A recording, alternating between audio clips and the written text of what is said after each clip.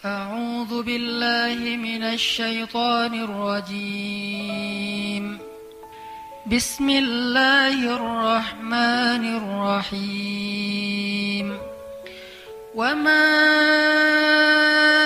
أصابكم من مصيبة فبما كسبت أيديكم ويعفو عن كثير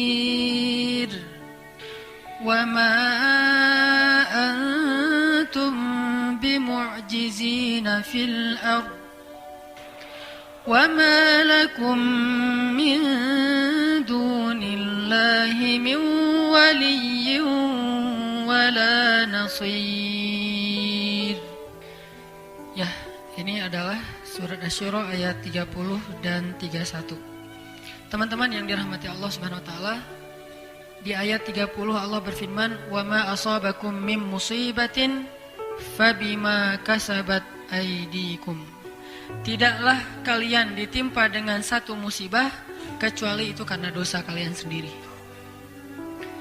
Sehingga para ulama mengatakan tidak ada satupun musibah di muka bumi ini, baik yang menimpa seseorang atau menimpa suatu kaum, kecuali penyebabnya adalah dosa. Gak ada satupun musibah, baik yang besar, bahkan yang paling kecil sekalipun, terjadi atau menimpa seseorang dan suatu kaum, kecuali penyebabnya adalah dosa.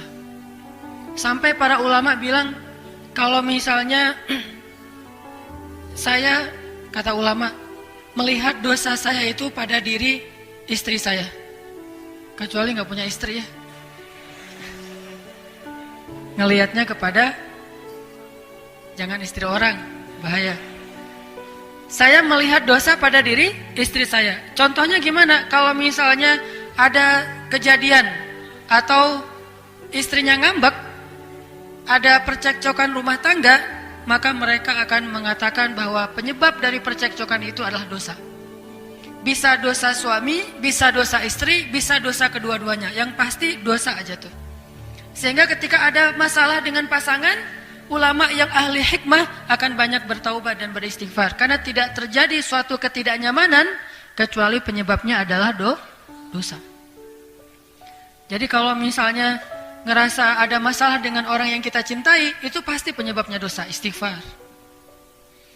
Terus ulama juga bilang, saya kadang melihat dosa itu ada pada diri anak saya. Gimana ceritanya? Setiap kali anaknya merasa tidak mau mendengar nasihat orang tuanya, pasti orang tuanya akan mengatakan, ini mungkin karena dosa saya, astagfirullahaladzim, astagfirullahaladzim. Tidak mungkin seorang anak itu jadi keras kepala kecuali karena dosa. Bisa dosa anak, bisa dosa orang tua, bisa dosa dua-duanya. Terus mereka juga bilang, saya melihat dosa saya pada rumah saya. Jadi bagi mereka kalau atap rumah bocor, itu penyebabnya dosa. Sampai segitunya teman-teman. Atap rumah bocor, astagfirullahaladzim.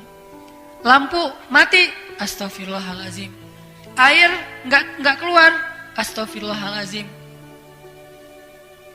Banyak tikus, astagfirullahaladzim. Pokoknya semua masalah yang kita alamin, sekecil apapun. Kalau buat cewek mungkin pas lagi pakai jilbab gitu, terus ketusuk jarum pentul, dikit kegores bawah sini, wah astagfirullahaladzim. Jangan-jangan saya terlalu banyak, ya, editan. Jangan-jangan saya kebanyakan editan, akhirnya Allah kasih tanda, ini tanda ngedit. Misalnya ya. Tapi kalau ngeditnya buat suami, teteh-teteh, itu hukumnya sunnah muakkadah. Sangat dianjurkan. Jadi sebelum suami pulang tuh ngedit dulu. Sensor, wah ada jerawat, pakein apa? Salon pas gitu. Jadi pas suami nanya, kenapa itu mah? Bekas jihad. Jihadnya adalah masak atau apalah.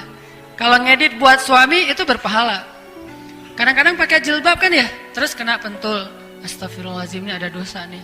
Sampai jerawat, astagfirullahaladzim, ini pasti karena dosa nih. Bukan karena kangen ya, tapi karena dosa. Ada jerawat satu, dosa satu.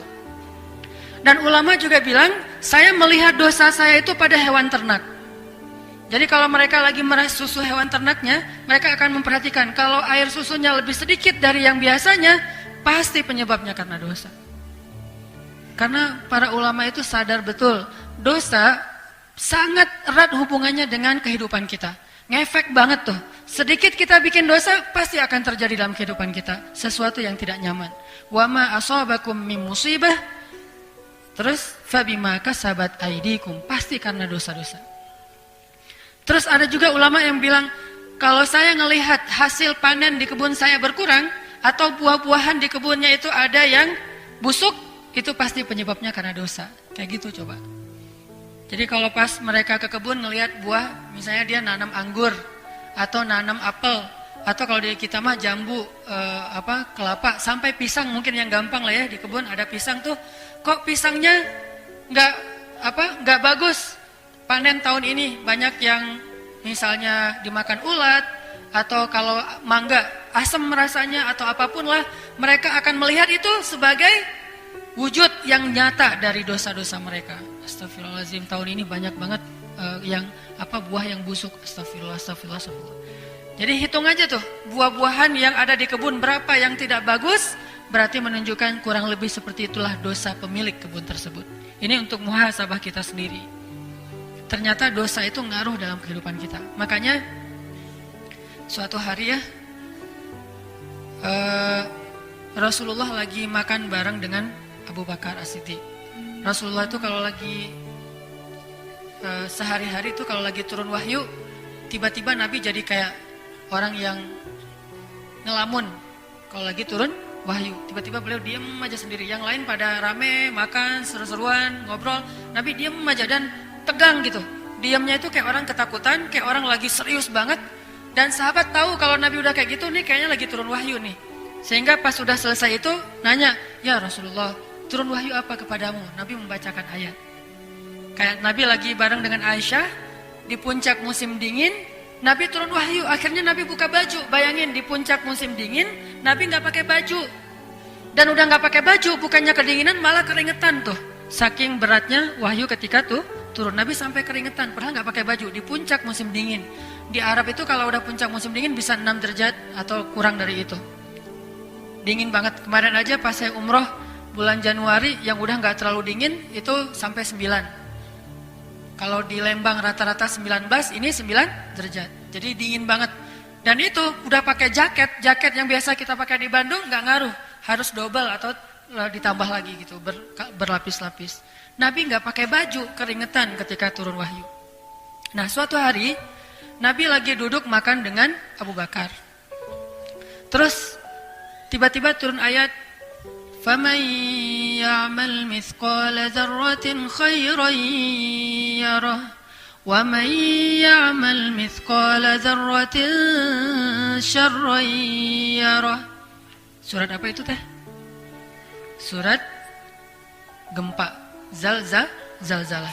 Siapa yang berbuat kebaikan mithqala dzarrah, sekecil zarrah, dia akan melihat efek dari kebaikan itu. Dan siapa yang membuat kejahatan sekecil zarrah, dia juga bakal melihat efek dari dosa itu. Lalu setelah wahyu turun, Nabi ngebacain ayat ini kepada sahabat. Abu Bakar lagi makan tuh. Tiba-tiba Abu Bakar berhenti makan, wajahnya pucat. Terus Abu Bakar bertanya, ya Rasulullah, kalau kita buat dosa sekecil apapun, kita akan melihatnya langsung? Kata Nabi, ya wahai Abu Bakar, bagaimana ngelihatnya ya Rasulullah?